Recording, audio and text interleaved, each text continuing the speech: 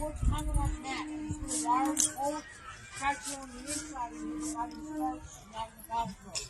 And put the power station inside the pinhole and hook up to it and land pretty simple.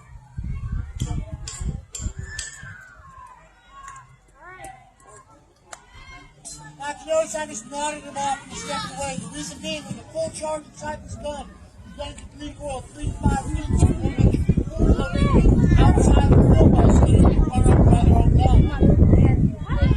Wait, Mom. Wait, did you got your shoe?